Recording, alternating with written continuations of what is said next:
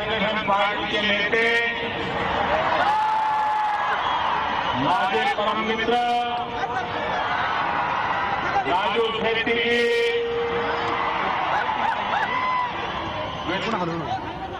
श्री चंद्रकांत पाटिल जी, श्री सुरेश राव जी,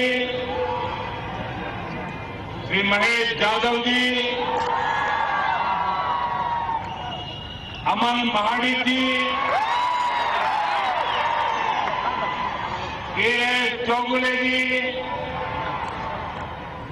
परशुराम तावरे जी, जालंधर पाटिल जी, सावकर मादनाई जी, श्री प्रमोद कदम जी, श्री राजेंद्र जी, श्री अमर पाटिल जी और विशाल संख्या में पधारे हुए कोल्हापुर के प्यारे भाइयों और बहनों,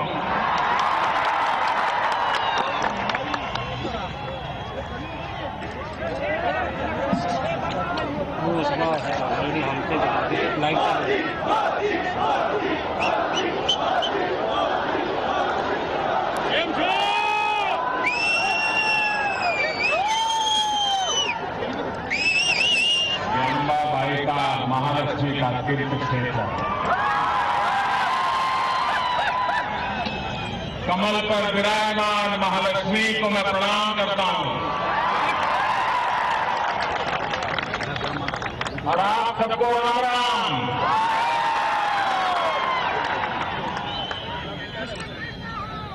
मैं आज मां के चरणों में तो नहीं जा पाया हूं, लेकिन मां महालक्ष्मी को मैं प्रार्थना करता हूं कि हिंदुस्तान पर इतनी लक्ष्मी की वर्षा करे, इतनी लक्ष्मी की वर्षा करे कि मेरा देश मुसीबतों से बाहर आ जाए। और इतना ही नहीं, मैं साहू जी महाराज की भूमि पर आया।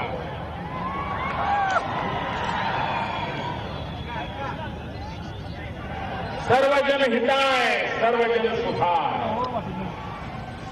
गरीब हो, पिछड़े हो, दलित हो, शोषित हो, उनका कल्याण कैसे किया जाए, छत्रपति साहू महाराज जी से बढ़कर के कोई नहीं बता सकता।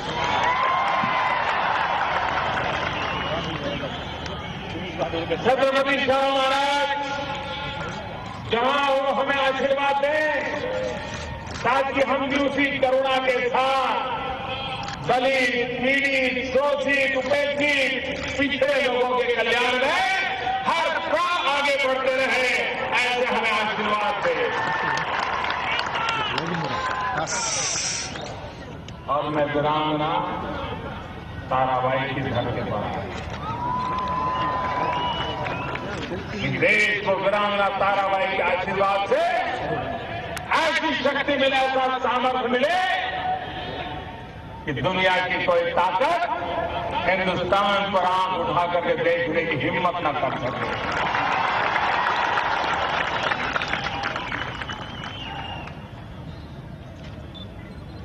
मेरे कोल्हापुर के भाइयों बहनों, मैं कोल्हापुर पहले भी आया था।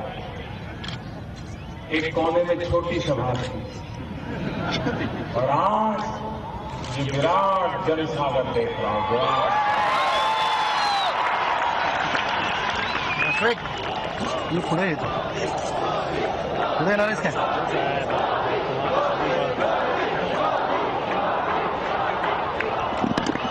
राहुल तुझे आना नहीं दोगे तो समझ में नहीं आ रहा। अभी तो मैं अमेरिका में एनसीपी के नेता चिल्ला रहे थे,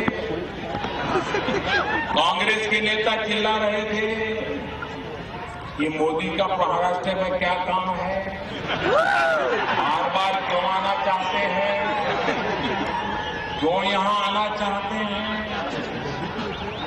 मुझे भी लगा यार क्यों रोना दे रहे हैं।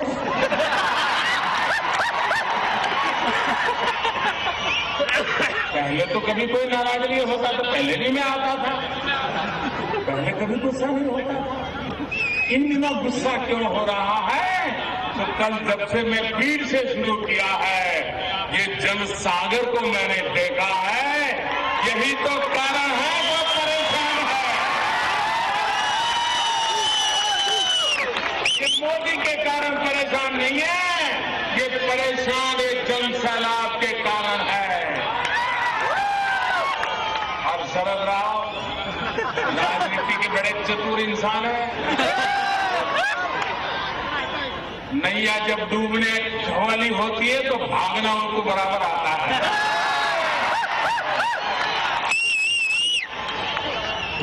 मैंने कहा था लोकसभा का चुनाव वो क्यों नहीं लड़े? क्योंकि उनको मालूम था कि नैया डूबने वाली है, इसलिए लोकसभा का चुनाव नहीं लड़ूंगा की घोषणा कर दी और राज्यसभा में जाकर के बैठ गए थे। पिछले दरवाजे से। और अभी उनको पता है नाव डूबने वाली है।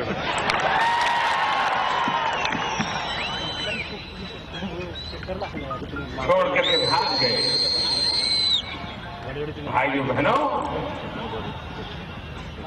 अब मुझे पता चला मोदी के आने की परेशानी का कारण मोदी नहीं, ये विराट जनसागर है, विराट जनसागर।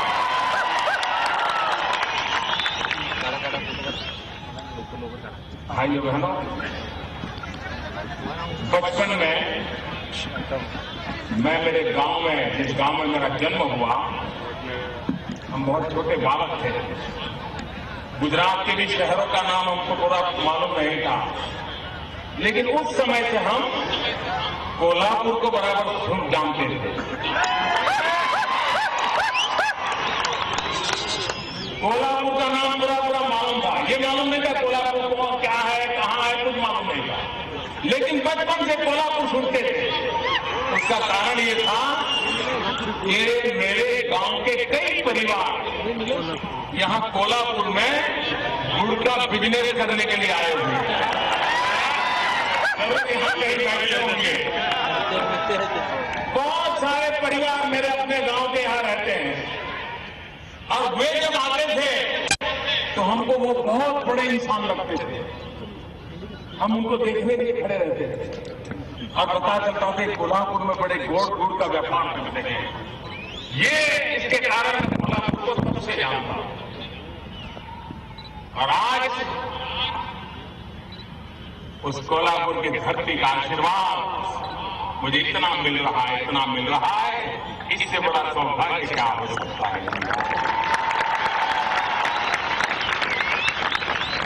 आज पूरे हिंदुस्तान को कोल्हापुरी चप्पल की जरूरत है, ताकि देश तेज गति से चल पड़े।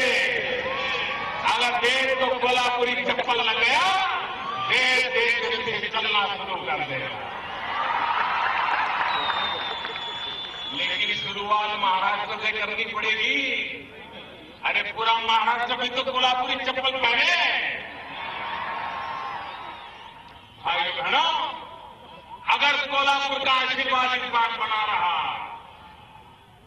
एनसीपी कांग्रेस का अगर सफाया हो गया, तो आप मान लीजिए भाजपा की पूर्ण बहुमत वाली सरकार बनना निश्चित है।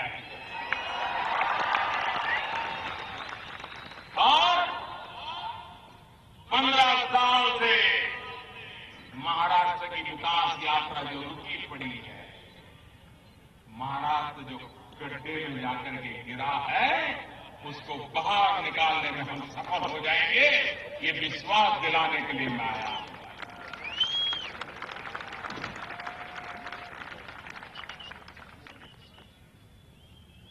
मैं तो अभी नया प्रधानमंत्री आप लोगों ने बनाया है। अभी तो मुश्किल से 100-125 दिन हुए हैं। जो लोग 60 साल से देश में राज कर रहे हैं, ये आजकल मोदी का 60 दिन के काम का हिसाब मांग रहे हैं। अरे भाई, पहले तुम तो अपने 60 साल का हिसाब दो, उसके बाद मोदी से 60 दिन का हिसाब मांगो।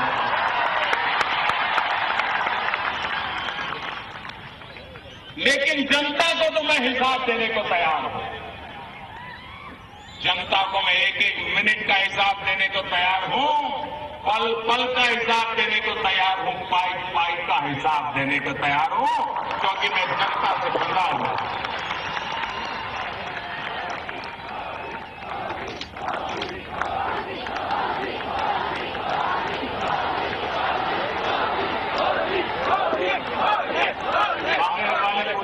मोदी ने क्या किया?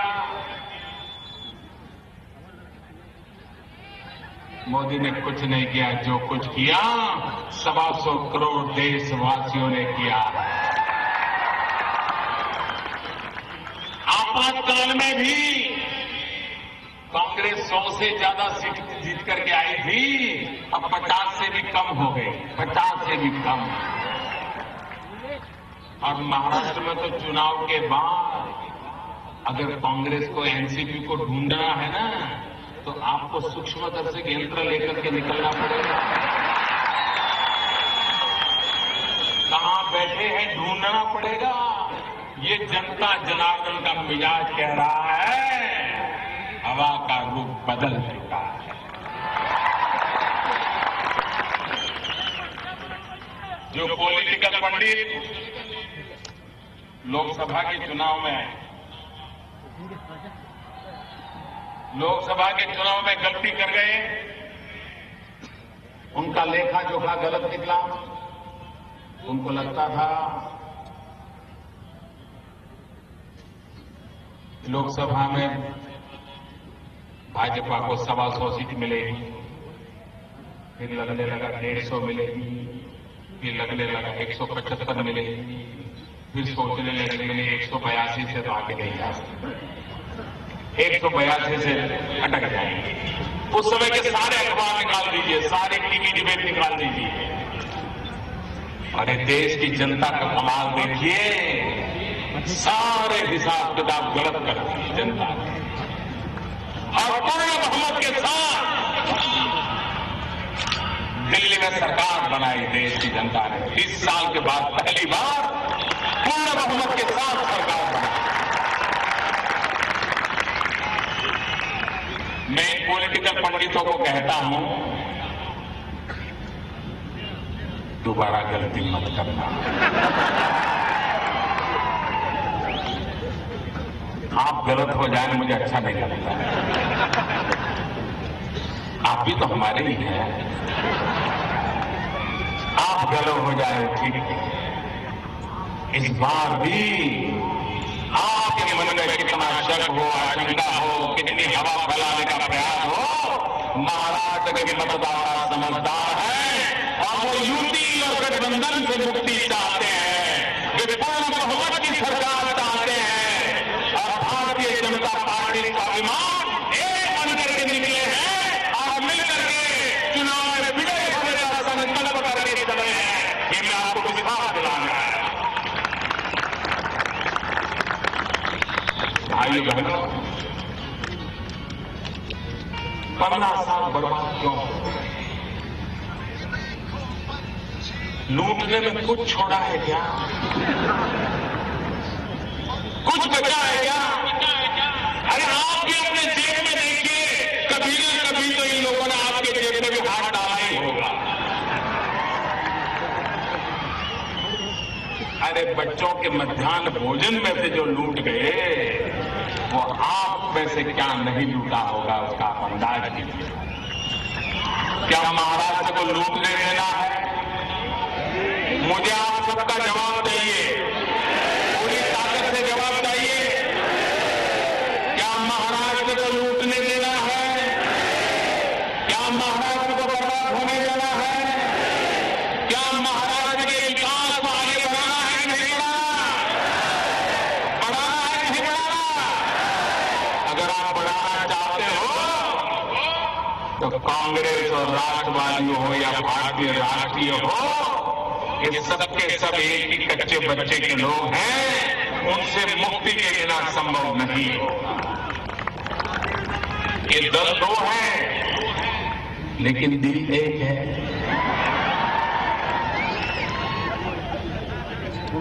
नाम राष्ट्रवादी कांग्रेस हो या नाम भारतीय राष्ट्रीय कांग्रेस हो, ये कोई राष्ट्रवादी नहीं है, ये सारे भ्रष्टाचारवादी हैं।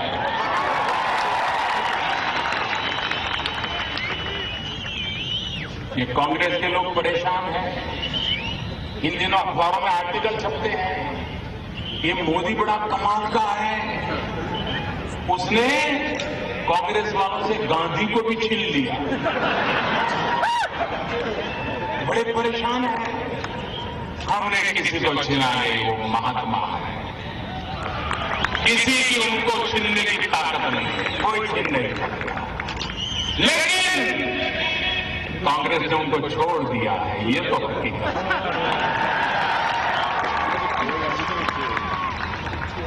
इसी मैदान में 1925 मार्च महीने में महात्मा गांधी आए थे, इसी मैदान में आए थे।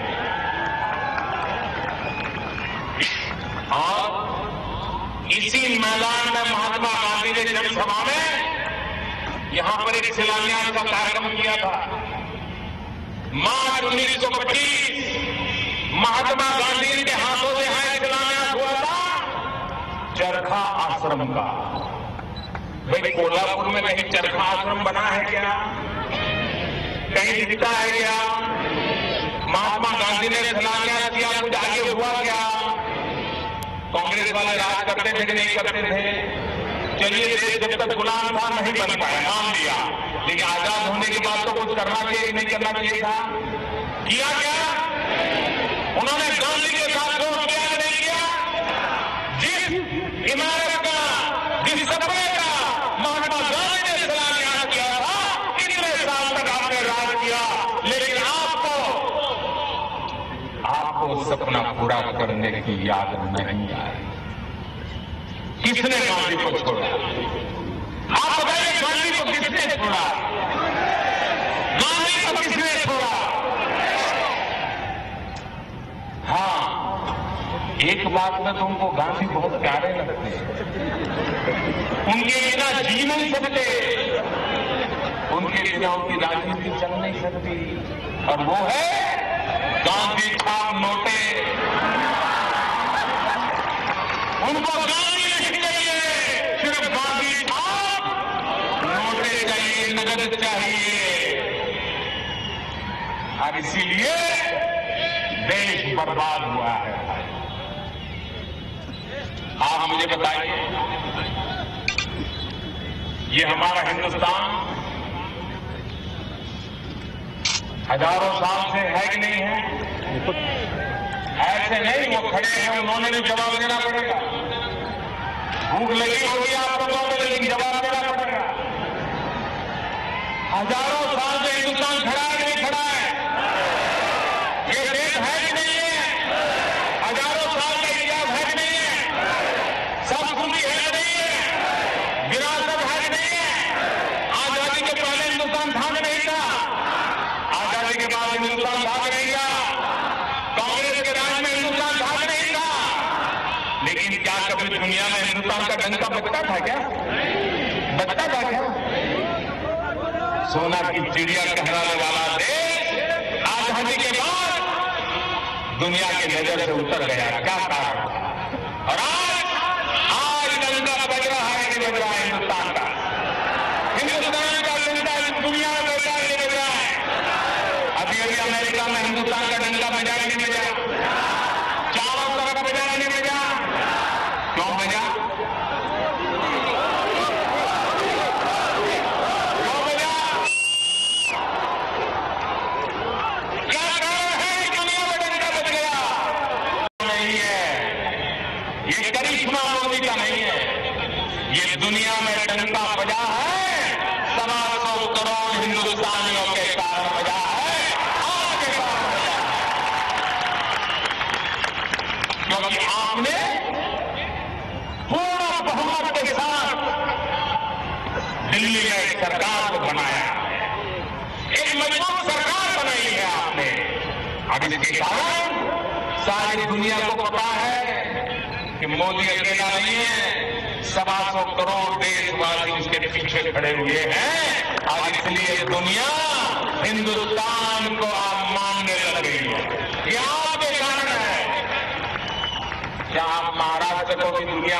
ऐसा चाहते हो नहीं चाहते हो? पूरी दुनिया में महाराष्ट्र का जयकार होना चाहिए नहीं होना चाहिए? छत्रपति शिवाजी महाराज की पुण्यभूमि विश्व में उसका नाम होना चाहिए नहीं होना चाहिए? हिंदुस्तान में महाराष्ट्र का जय जयकार होना चाहिए नहीं होना चाहिए? अगर ये करना है तो महाराष्ट्र में भी पूर्ण बहुमत वाली मजबूत सरकार बनानी होगी। बनाएंगे, पक्का बनाएंगे।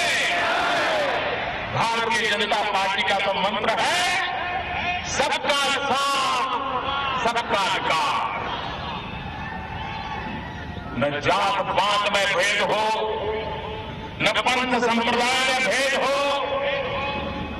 न गरीब अमीर में भेद हो, न पढ़े लिखे और अनपढ़ के बीच भेद हो, न शहरी और ग्रामीण में भेद हो। सारा मेरा महाराष्ट्र एक है। हम सबका साथ लेकर के सबका विकास करना चाहते हैं और इसलिए मैं आज भारतीय जनता पार्टी को विजयी बनाने के लिए आपके पास वोट मांगने के लिए आया। भाई बहनों, ये कांग्रेस वाले पूछते हैं मोदी ने क्या किया? कि कांग्रेस की सरकार ने इस देश में 32 लाख परिवार, आपको जानकर के हैरानी होगी, 32 लाख परिवार ऐसे थे जिनके घर सरकार की तरफ से पेंशन का मनी ऑर्डर जा रहा था।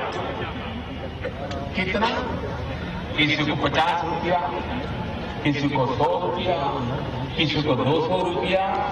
अरे ऑटो रिक्शा लेकर के पोस्ट ऑफिस में अगर वो अपना ये पेंशन लेने जाएगा तो आधा पैसा तो ऑटो रिक्शा के किराए में चला जाए। आप मुझे बताइए, क्या ये गरीब के साथ मजाक है कि नहीं? भाइयों बहनों, मेरी सरकार ने एक फैसला कर लिया कि कोई भी व्यक्ति जो सरकार से पेंशन लेता है, भले आज उसको 50 रुपया मिलता हो, 100 रुपया मिलता हो, 200 रुपया मिलता हो, अब किसी को भी 1000 से कम नहीं दिया जाएगा। 32 लाख गरीब परिवारों को 32 लाख गरीब परिवारों को मेरी सरकार ने फैसला कर लिया। कुछ चेक जाना शुरू हो गया। काम ऐसे होता है। ये सरकार गरीबों के लिए है। कुछ लोग मुझे कहते हैं मोदी जी 5 महीने हो गए, कोई बड़ा विजन बताओ, बड़ा विजन। आपका बड़ा विजन है क्या? बड़ा विजन, ये मुझे पूछते रहते। मैं उनको कहता हूं कि बड़ा विजन देख देख करके आपके आंखों को नंबर आ गए, और जिन्होंने बड़ा विजन दिखाया ना, वो सिर्फ बड़े बड़े लोगों को काम आया, सामान्य मानवी को कोई काम नहीं आया। मैं तो छोटा इंसान, सामान्य परिवार से आया। मैं गरीबी में पला हूं, गरीबी में बड़ा हूं। गरीबी क्या होती है वो मुझे मालूम है। परिवार में मां बीमार हो और डॉक्टर को पैसा के देना हो तब कितनी दिक्कत होती है, वो अपनी आंखों से देखा हुआ है। मुझे गरीबी का पता है। मैं छोटा इंसान हूं, सामान्य परिवार का है, और इसलिए मैं छोटा छोटा ही सोचता हूं और छोटे छोटे लोगों के लिए ही सोचता हूं। लेकिन मैं छोटे छोटे लोगों के लिए बड़े बड़े काम करने के लिए आया हूं। मुझे छोटे छोटे लोगों के लिए बड़े बड़े काम करने, ये सपना लेकर के निकला हूं। आज इसलिए मुझे भाइयों बहनों आपके आशीर्वाद चाहिए। और एक बात मान लीजिए भाई, कोई मुझे बताइए 125 करोड़ देशवासी मां महालक्ष्मी के दर्शन करना चाहते कि नहीं चाहते? अगर देशवासी यहां महालक्ष्मी आना शुरू कर दें तो कोल्हापुर को रोजी रोटी के लिए कहीं जाना पड़ेगा क्या? टूरिज्म ऐसा होता है, यात्रा धाम ऐसे होते हैं जहां गरीब से गरीब को कमाई होती है, गरीब से गरीब को कमाई होती है। सिंह चना बेचने वाला कमाएगा, बिस्किट बेचने वाला कमाएगा, ऑटो रिक्शा वाला कमाएगा, मंदिर है तो फूल बेचने वाला कमाएगा, कंकु बेचने वाला कमाएगा, प्रसाद बेचने वाला कमाएगा, छोटी छोटी होटल बनाने वाले लोग कमाएंगे, घर के अंदर जो पेइंग गेस्ट चलाते हैं वो कमाएंगे, ऑटो रिक्शा वाला कमाएगा, टैक्सी वाला कमाएगा, अरे चाय वाला भी कमाएगा।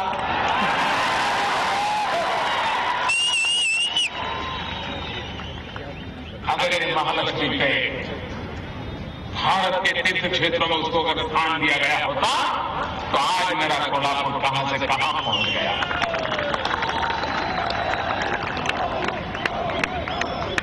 यह आपका सपना अधूरा है ना? अधूरा है कि नहीं है? पूरा करना ही ये कर रहा है। हम पे भरोसा कीजिए भाइयों बहनों।